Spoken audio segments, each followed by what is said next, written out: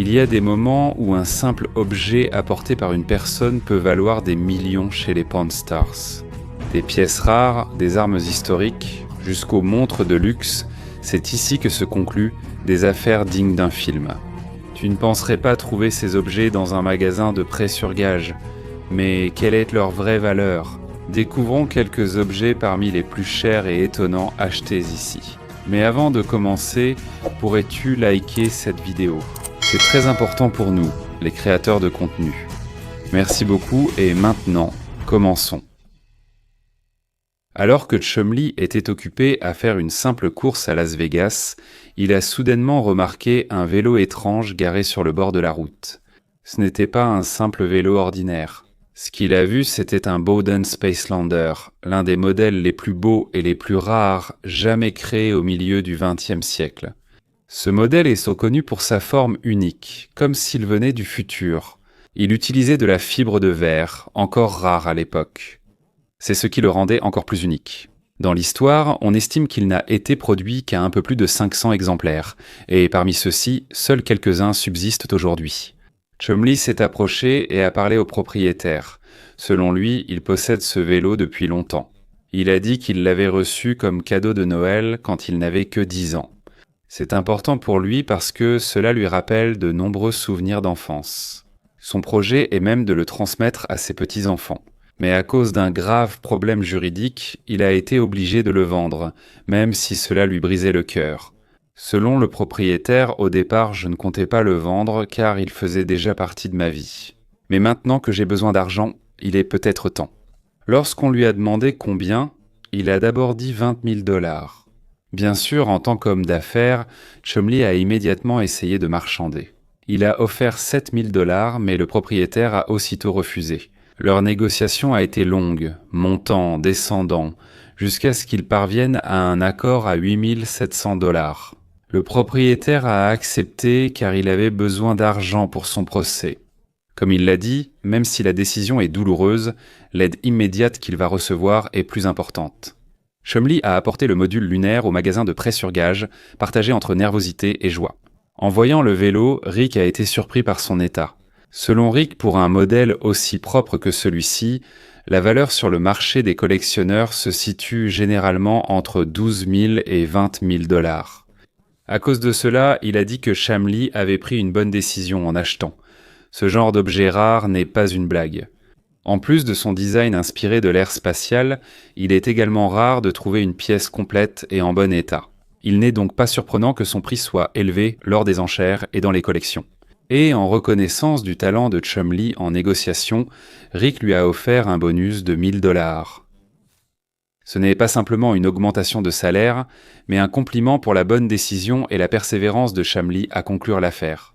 Ainsi, Rick a aussi montré sa confiance dans les capacités de Chumlee, surtout dans les situations imprévues où il faut prendre des décisions rapidement.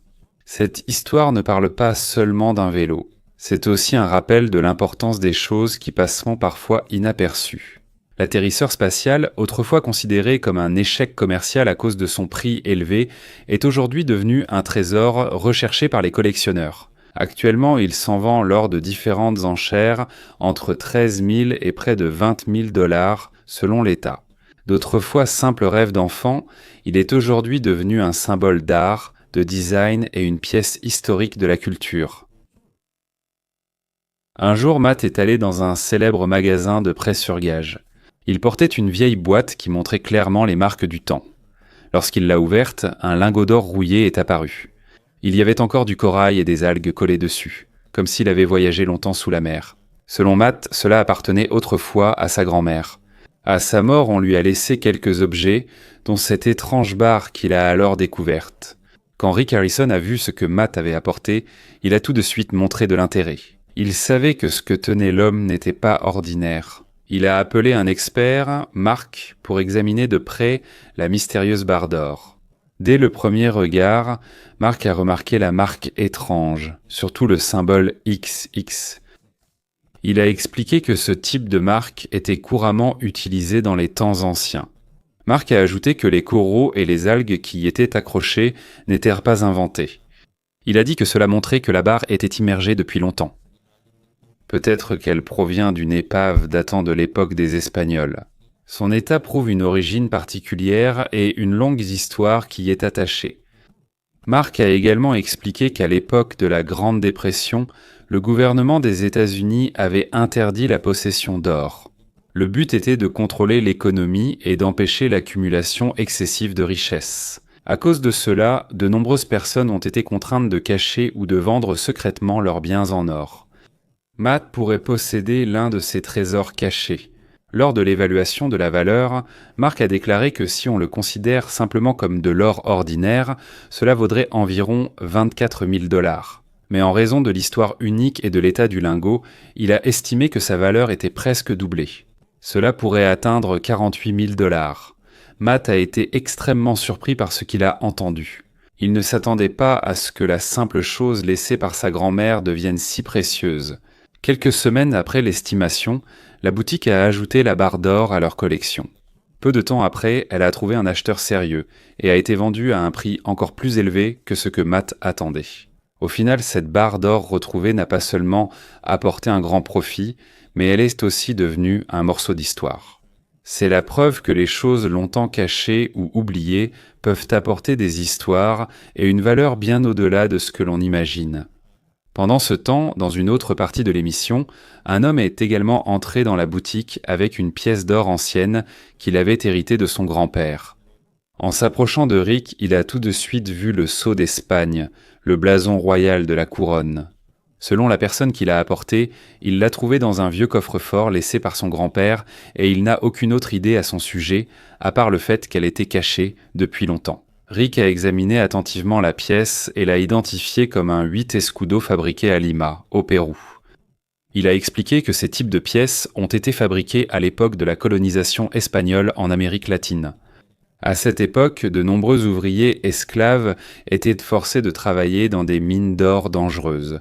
À cause de cela, chaque pièce de monnaie porte avec elle une sombre partie de l'histoire. Peu de temps après, Rick a appelé l'expert Carl pour vérifier l'authenticité de sa valeur. À son arrivée, Carl a aussitôt confirmé l'authenticité de la pièce. Il a montré les détails, la lettre L qui symbolise le chiffre 5 et la phrase latine gravée plus ultra, signifiant l'expansion du pouvoir de l'Espagne au-delà de ses terres en Europe.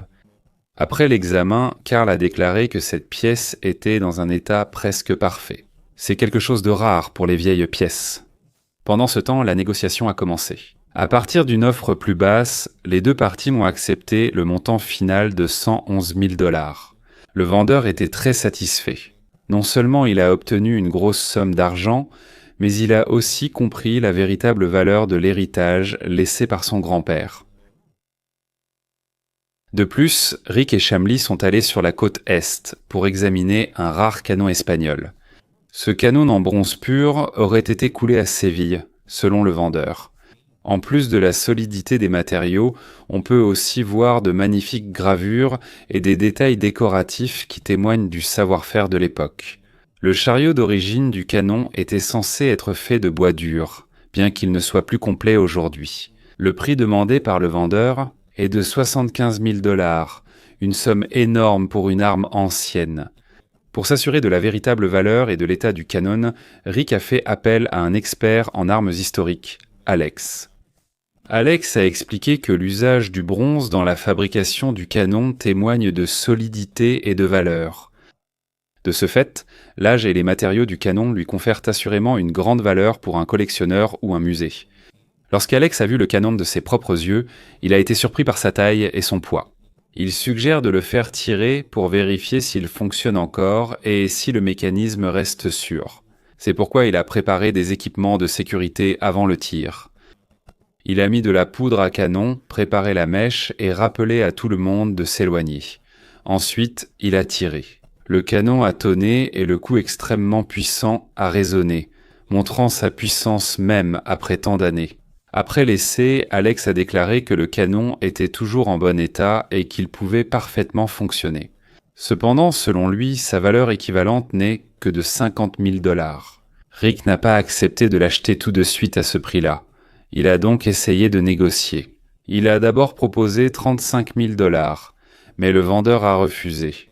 Ils ont échangé des offres jusqu'à ce qu'ils parviennent à un accord. Finalement, ils se sont mis d'accord sur le prix de 42 000 $, accepté par les deux parties. Pour Rick et Alex, l'achat du canon reste une grande victoire. Non seulement à cause du prix inférieur à celui demandé à l'origine, mais aussi en raison de l'histoire que cet objet porte avec lui. Le canon espagnol n'est pas seulement une arme ancienne, mais aussi une preuve de la technologie et des guerres du siècle passé. Aujourd'hui, il fait partie de la collection et sert de rappel de l'importance de l'histoire dans chaque objet laissé du passé. De plus, une occasion unique s'est présentée à la boutique lorsqu'un vendeur est entré avec quelques cartes postales en technique mixte réalisées par le célèbre artiste Jean-Michel Basquiat. Il ne s'agit pas de simples lettres ou souvenirs, mais d'œuvres d'art créées par l'une des figures majeures de l'art moderne. Dès le premier regard, Rick a tout de suite vu que ces pièces pouvaient en valoir très cher. Il a tout de suite demandé à la personne comment elle avait eu ces cartes postales.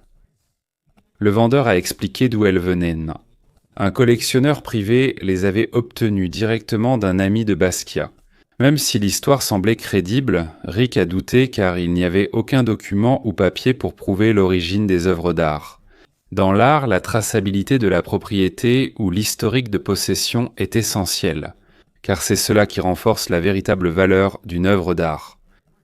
Lorsque Rick a demandé combien le vendeur voulait, celui-ci a répondu directement que chaque carte postale coûtait 38 000 $. C'est une somme assez importante, surtout qu'il n'y a aucune garantie quant à l'authenticité des pièces. À cause de cela, Rick a décidé de faire appel à un expert qui pourrait donner un avis plus clair sur la collection. Scott Ferguson, un expert en art et ancien ami personnel de Jean-Michel Basquiat, est arrivé. Il fait partie des experts les plus connus pour évaluer les œuvres de l'artiste. C'est pourquoi Rick est confiant qu'il obtiendra une évaluation correcte. Après avoir soigneusement observé les cartes postales, Scott a étudié le style, les couleurs et la signature qu'on peut y voir. Selon Scott, tous les éléments correspondent aux œuvres de Basquiat et il ne voit aucun signe de contrefaçon.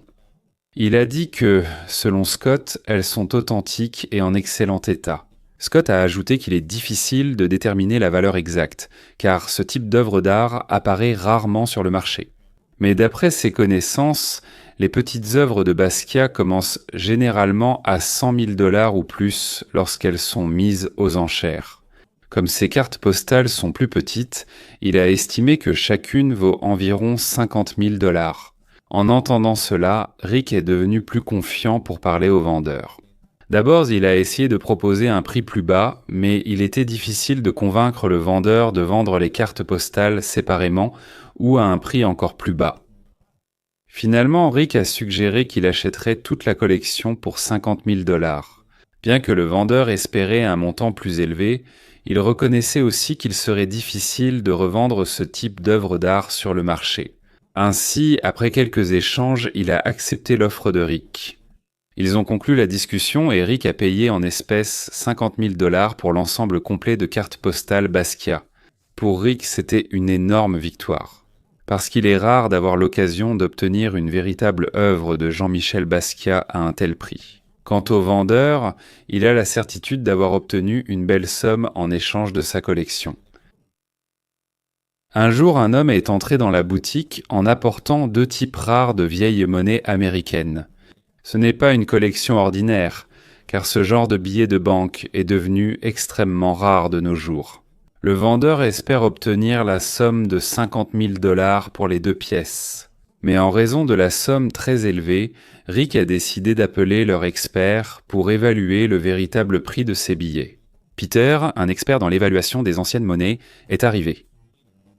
Il a examiné attentivement chaque détail des billets de banque. Le Federal Reserve Note porte l'image du juge en chef John Marshall, l'une des figures les plus importantes de l'histoire américaine, qui a contribué à renforcer le pouvoir de la Cour suprême et à la rendre égale aux autres branches du gouvernement. Selon Peter, ce billet est en bon état et pourrait valoir entre 20 000 et 30 000 $ s'il était mis aux enchères. Pendant ce temps, il a également examiné le certificat d'or. Bien qu'il soit également rare, certains signes de restauration ont affecté sa valeur. En raison de cela, selon Peter, il pourrait se vendre aux alentours de 20 000 $ sur le marché. Grâce à ces informations, le véritable prix des 2 billets de banque est devenu plus clair. Après avoir entendu l'estimation de l'expert, une négociation a eu lieu. Le vendeur, qui demandait initialement 50 000 $, est prêt à baisser le prix à 40 000 $. Mais pour Rick, c'est encore trop élevé. Il a expliqué que s'il l'achetait à 40 000 $, il ne lui resterait plus de bénéfices après les frais et les dépenses possibles lors de la vente aux enchères. À cause de cela, Rick a proposé la somme de 35 000 $ comme le montant le plus élevé qu'il pouvait offrir. Il y a eu encore un peu de négociation. Le vendeur a essayé de demander plus, mais Rick est resté ferme sur son offre. Il a dit que si le prix dépassait 35 000, cela ne valait plus la peine pour lui d'acheter cet objet. Finalement, le vendeur a accepté et a pris l'offre. Les 2 parties se étaient satisfaites de l'accord. Le vendeur a obtenu une grosse somme pour sa collection. Quant à Rick, il a pu acheter 2 pièces historiques à un prix sur lequel il pourra faire du profit. En fin de journée, Rick est sorti du magasin satisfait. Il avait avec lui 2 billets rares qui n'étaient pas seulement précieux par leur valeur, mais aussi pour leur rôle clé dans l'histoire des États-Unis. Dans un autre épisode de Pawn Stars, Peggy est arrivée à la boutique avec une pièce de bijouterie unique. Il s'agissait d'une broche en forme d'araignée qu'elle avait héritée de sa grand-mère. Selon elle, elle n'aime pas les araignées, c'est pourquoi elle a décidé de la vendre, même si elle n'avait aucune idée de la valeur réelle de cet objet. Elle espérait seulement obtenir quelques milliers en échange. Lorsqu'il a examiné l'objet, Rick a tout de suite vu que ce n'était pas un bijou ordinaire et a reconnu le design créé par le célèbre joaillier Pierre-Carl Fabergé, connu pour ses créations somptueuses et détaillées à l'époque de l'Empire russe. La broche en onyx et platine est ornée de diamants, saphirs et rubis. En raison de ses matériaux et de son design unique, il a été identifié comme une pièce rare et très précieuse de joaillerie datant d'avant la Révolution en Russie. Au début, Rick a proposé 2 000 $. Mais lorsqu'il a compris la véritable valeur de la pièce, il a soudainement augmenté son offre jusqu'à 115 000 $. Peggy n'en croyait pas ses oreilles, alors elle a essayé de négocier. Elle a suggéré qu'il pourrait peut-être aller jusqu'à 117 000 $. Mais Rick, qui avait l'habitude de ce genre de négociation, a fait une contre-offre et a dit qu'il était prêt à donner 116 000 $. Leur négociation a continué jusqu'à ce que Rick décide que le prix le plus juste était 155 000 $. Il a expliqué que même si les bijoux étaient très précieux, ils n'étaient pas faciles à vendre et nécessitaient de trouver le bon collectionneur vraiment intéressé. Malgré sa surprise, Peggy a accepté l'offre. Il était extrêmement heureux car il ne s'attendait pas qu'un bijou qu'il pensait ne valoir que quelques milliers atteigne une valeur aussi élevée. Au final, Rick était aussi satisfait d'avoir acquis une pierre précieuse rare et historique de grande valeur. En dehors de cela, dans un autre épisode de Pawn Stars, Brian, connu pour sa vaste collection d'objets datant de la guerre d'indépendance américaine, est arrivé. Cette fois-ci, il a apporté 2 objets exceptionnels, une montre de poche suisse et un gilet qui aurait appartenu à John Hancock lui-même, l'un des signataires les plus célèbres de la Déclaration d'indépendance des États-Unis. On pouvait immédiatement voir l'excitation sur le visage de Brian, car il voulait depuis longtemps montrer et faire examiner ses trésors par des experts. Le premier objet que Brian a présenté était l'ancienne montre de poche en or 18 carats. Selon lui, cette montre a été utilisée par John Hancock lui-même. Rick a expliqué qu'à la fin du XVIIIe siècle, posséder une montre de poche en or n'était pas chose courante. C'était un grand symbole de pouvoir et de richesse, et seules quelques personnes pouvaient en posséder une. Comme John Hancock était connu comme l'une des personnes les plus riches de la Nouvelle-Angleterre à cette époque, la valeur de la montre a encore augmenté. Brian a ajouté que la montre faisait partie de leur famille depuis plus de 150 ans. Il a dit qu'il avait acheté ces objets lors d'une vente aux enchères, il y a 10 à 15 ans. Pour appuyer ses propos, il a montré une vieille lettre. Ce document contient la description de la façon dont la montre est arrivée dans leur famille et comment elle s'était transmise de génération en génération. Ce document contient la description de la façon dont la montre est arrivée dans leur famille et comment elle a été transmise de génération en génération. Brian a estimé que la montre de poche seule valait 150 000 $. Pendant ce temps, si l'on inclut le gilet qui aurait également appartenu à Hancock, la valeur totale des objets atteint 400 000 $. Pour Brian, ce ne sont pas seulement de vieux objets, mais des morceaux d'histoire qui reflètent la vie d'une figure historique. Bien que Rick admire énormément la beauté et l'importance de la montre, il a remarqué que le prix demandé par Brian est trop élevé. Rick a fait une première offre de 125 000 $ uniquement pour la montre, espérant éviter de longues négociations. Mais Brian est resté ferme et a dit qu'il ne descendrait pas en dessous de 150 000 $. Il y a eu un échange de propositions. Rick a proposé 140 000 $, mais Brian n'a pas accepté non plus. Mais après quelques minutes de discussion, Rick a proposé de fixer le prix à 125 000 $. Et c'est ce qu'ils ont convenu. Bien qu'il ait encore quelques hésitations, Brian a finalement accepté. Ils ont choisi de finaliser les papiers et conclure l'accord le lendemain. Pour Rick, le prix qu'il a payé en valait la peine pour une montre non seulement faite en or, mais aussi provenant de l'un des personnages principaux de l'histoire américaine. Dans l'esprit de Rick, il prévoit également de prêter le gilet à un musée afin que plus de gens puissent le voir. De plus, on a présenté à Rick une montre exceptionnelle qu'il a immédiatement reconnue. Il s'agit de l'Audemars Piguet Royal Oak Offshore End of Days Edition.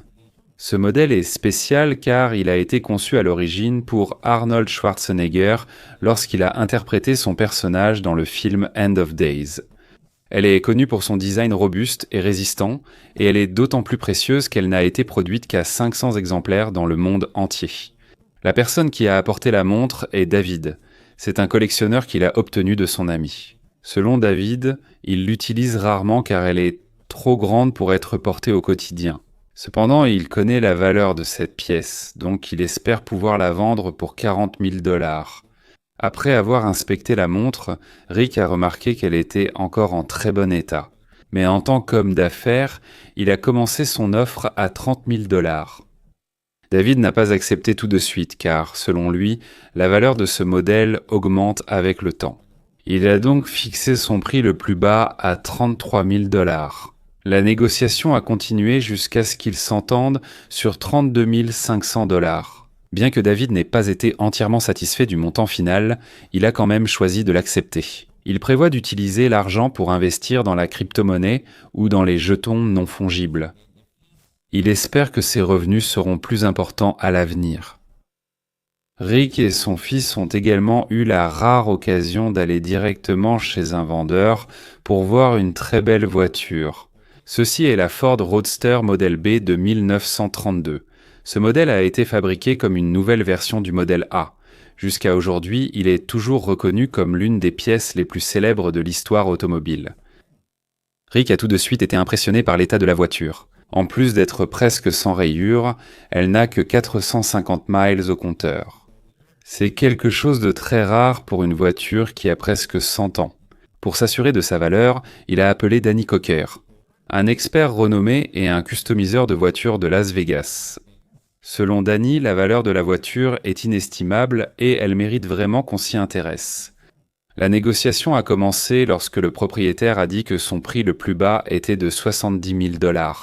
Rick a essayé de faire baisser le prix à 65 000 $. Il a expliqué qu'il fallait du temps pour vendre ce genre de voiture parce qu'il fallait trouver le bon acheteur avec des fonds importants. Ils ont discuté jusqu'à ce que le propriétaire réduise le prix. En plus de cela, on a aussi montré à Rick une collection inhabituelle, une carte avec la photo d'Abraham Lincoln. Selon le propriétaire, Greg, l'image sur la carte a servi de modèle pour le design du Penny Lincoln. C'est pourquoi la carte est très précieuse et il la considère comme pouvant valoir 100 000 $. Rick a été stupéfait en la voyant. Selon lui, il ne savait pas qu'une telle pièce se trouvait encore entre des mains privées. Il a ajouté que c'est le seul exemplaire restant de ce type de carte. C'est donc une occasion exceptionnelle de pouvoir la voir en personne.